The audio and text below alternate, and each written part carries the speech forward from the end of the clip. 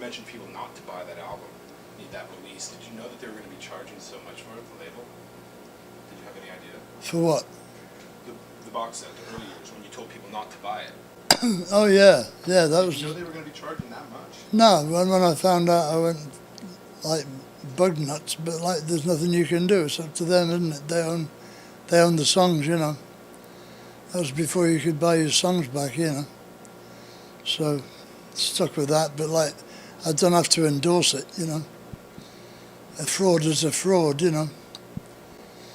Well, like, looking back on it, do you feel like they kind of like, the labels, it's easy for them to take advantage of musicians, you know? Or they're just trying to be up with musicians? Oh yeah, they do, you know, obviously. Because they get you when you've got nothing and offer you bits and pieces and you take it. Because you think it's a good deal, because you never had one, you know. Then you find out far too late that they screwed you, you know. But like they're going to die now and I'm still here, you know. So there you go, too bad.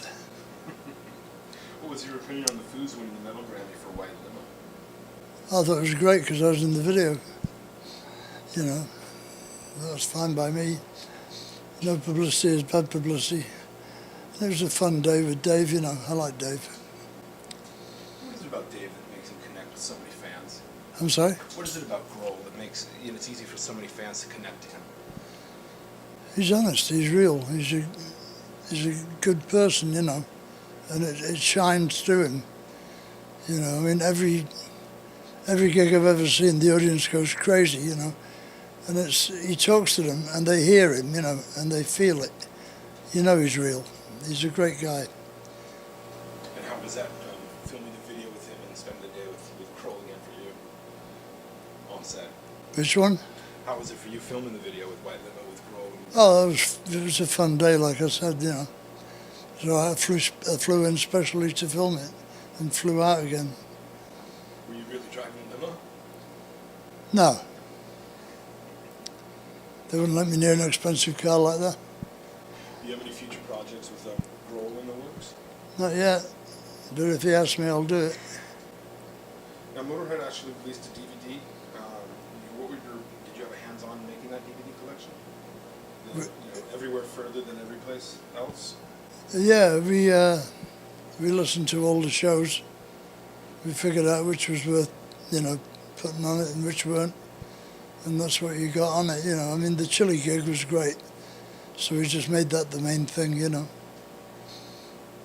But New York was pretty good, but Manchester was a little scrappy, you know. Sometimes the recording doesn't quite grab it, you know, but the ones we picked, it does. How is it possible the Rock and Roll Hall of Fame has ignored you? Does that even matter to you? Oh, they did even better than that. They lost my Ace of Spades tour jacket.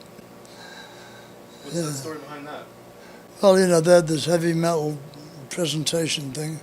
They said, could they borrow a pair of boots and a bass and my Ace of Spades tour jacket? So I lent it to them, and they said they lost it. A likely story. Looked me in the eye and told me again, you know. So one of their girlfriends is wearing it or something, no doubt. So what if they bestowed that Hall of Fame honor on you? Is that something that you would even care about? What honor? They owe me a jacket before I'll even speak to them. Nice. Anyway, the biggest room in there is the bloody gift shop, you know. You've actually had some amazing success with the Motorhead wine as well. Tell me how that came about. Well, somebody said, can we do Motorhead wine? You'll make some money out of it. And we said, yeah, obviously. You know, I mean, it's done all right, actually. It's sold out already, the first batch. And do you have vodka as well coming on? Yeah, and rosé wine, too. Any other spirits in the works? No, not yet. How was that for you to be a part of that? I don't know if I can get cheap bourbon yet. How was that for you to be a part of that side of things? Well, we weren't, you know, I tasted the vodka for them. They had 4 of them. I drank them all. I said, number 3. You know, it's fairly easy. Talk about your participation in the Ronnie James Dio tribute album. What song are you doing for Ronnie's album? Oh, I don't know yet. And how was it for you to be a part of Ronnie? What did he mean to you? Well, Ronnie was a great friend of ours. You know, we all loved Ronnie. Ronnie was funny. He had a great sense of humour. He had an English sense of humour. Very black, you know, very dark. Very, showed off his fuck you-ness admirably. I like Ronnie a lot. It's a shame he's gone. Did you ever have the chance to perform with Ronnie? I'm sorry? Did you ever have the chance to perform live with Ronnie? Oh yeah, we did a couple of tours with them. Not at the same time on stage, but we did a couple of tours with him. What's about his vocals that just, Well, he was an incredible vocalist, wasn't he? Especially when you see the geezer. I mean, he's only a tiny little guy, but his voice was 7 foot tall, you know. He was brilliant. One of the great vocalists, you know. A couple more questions and we'll get out of your way. Thanks again. That's all right. I appreciate it. What's next for the rest of the year for Motorhead? Well, we're doing festivals in Europe in June. Then we're coming back to do the Mayhem tour. And then we'd be going over to Britain and Europe, I guess, in the winter to do our usual winter Christmas, you know, hootenanny over there. We're pretty well stuck with that, you know. I mean, it's a traditional thing with us, you know. And what are your thoughts on the Metallica and Lou Reed collection? Did you have a chance to listen to that? I haven't heard it yet, no. But it's not a pairing I would have picked, given a chance, but I'm sure they know what they're doing. They're a good band, you know. Would you ever be open to collaborating with somebody on like a dual album like that? Yeah, I don't think it'd be Lou Reed. Who would it be? I don't know.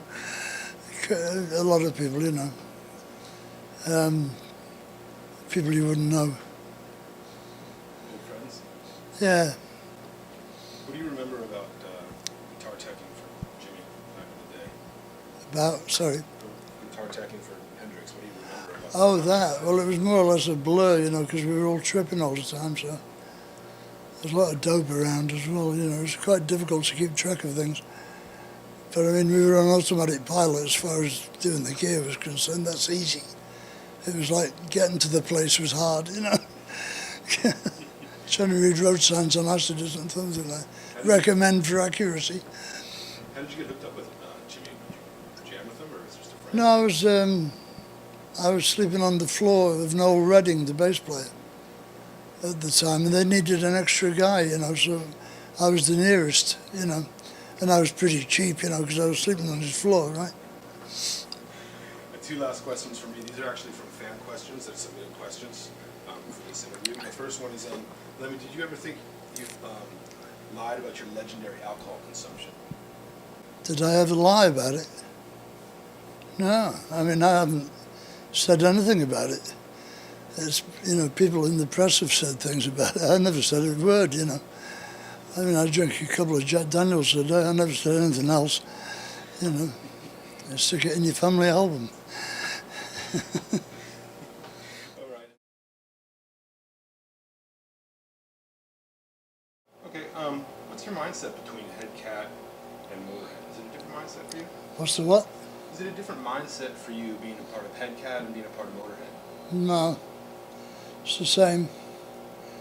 I mean, I used to play all that stuff when I was a kid, and then you get into other stuff, but I can always go out and play that, there's no problem. It's the same thing, you know. Okay. And how do you balance your time between the both of them? Is it easy to balance your time between the two? Well, there isn't really a balance between the two, because I'm either doing one or the other.